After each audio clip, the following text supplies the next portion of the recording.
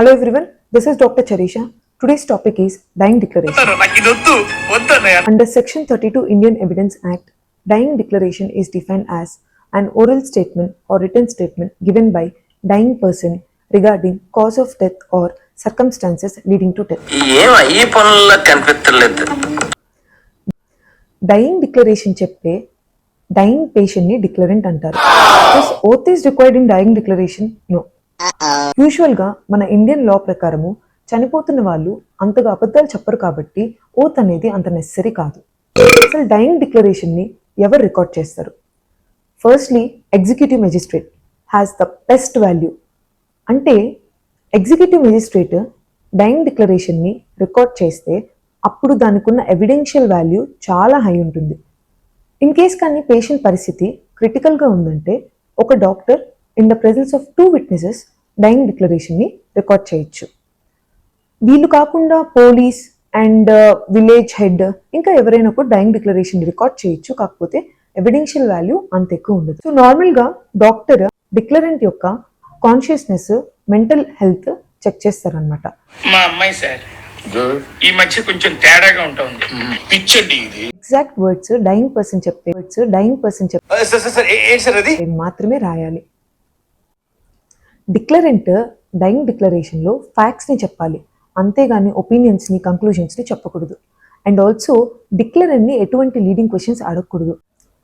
In case కానీ statement చేసేటప్పుడు ఎక్కడైనా కన్ఫ్యూజన్ ఉంటే అప్పుడు రికార్డ్ చేసేవాళ్ళు సింపుల్ క్వశ్చన్స్ అడిగి క్లారిఫికేషన్ తెచ్చుకుంటారు. ఇన్ కేస్ కానీ రికార్డ్ చేస్తున్న మధ్యలో పేషెంట్ అన్కాన్షియస్ అయిపోతే అప్పుడు మెడికల్ టీమ్ పేషెంట్ని స్టెబిలైజ్ చేస్తూ ఉంటుంది. రికార్డ్ చేసేవాళ్ళు ఎక్కడ దాకైతే రికార్డ్ చేశారో అక్కడితో ఆపేసి టైంని మెన్షన్ చేసి సిగ్నేచర్ తీసుకుంటారనమాట. అండ్ కాన్షియస్నెస్లోకి మళ్ళీ వచ్చిన తర్వాత దాన్ని కంటిన్యూ చేస్తారు. వన్స్ రికార్డింగ్ అయిపోయిన తర్వాత ఎవరైతే రికార్డ్ చేస్తూ ఉంటారో వాళ్ళు ఆ రాసిన దాన్ని మొత్తము వాళ్ళకి చదివి వినిపిస్తారు స్పష్టంగా, పెద్దగా. అండ్ అందులో ఎటువంటి కరెక్షన్స్ లేవు అని అంటే ఆ డిక్లరెంట్ దగ్గర సిగ్నేచర్ అనేది తీసుకుంటారు. కొన్ని సిచ్యువేషన్స్లో డైయింగ్ పర్సన్స్ మాట్లాడలేరు, అట్లాంటప్పుడు వాళ్ళు సైన్ లాంగ్వేజెస్ అండ్ గెస్చర్స్ని కూడా యూజ్ చేయొచ్చు. ఇన్ కేస్ కానీ డైయింగ్ డిక్లరేషన్ ఇచ్చేసిన తర్వాత పేషెంట్ చనిపోతే అప్పుడు ఈ డైయింగ్ డిక్లరేషన్ కోర్టులో ఎవిడెన్స్ లాగా యూజ్ అవుతుంది. అండ్ దాంట్లోనే ఒక క్రిమినల్ని పనిష్ కూడా చేయొచ్చు.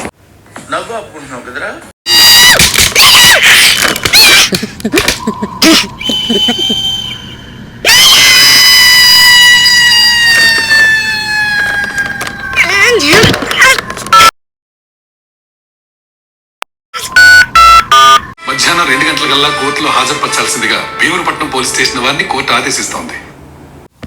అనుకున్నదొక్కటి అయినది ఒక్కటి బోల్తా కొట్టిందిలే.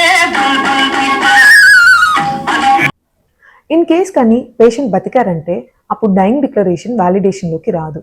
ఇతను కోర్టుకు వెళ్ళి ఓరల్ ఎవిడెన్స్ ఇవ్వాల్సి వస్తుంది.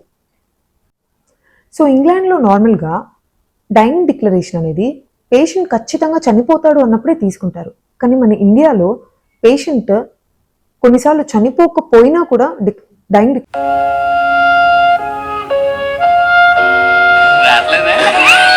డిక్లరేషన్ అనేది ముందుగానే తీసుకుంటారు. ఒక మనిషి చనిపోవచ్చు, కానీ అతని చివరి మాటలు మాత్రం చనిపోవు. అందుకే డైయింగ్ డిక్లరేషన్ అనేది చనిపోయిన వ్యక్తి తరపున కోర్టులో వినిపించే చివరి మాటలు.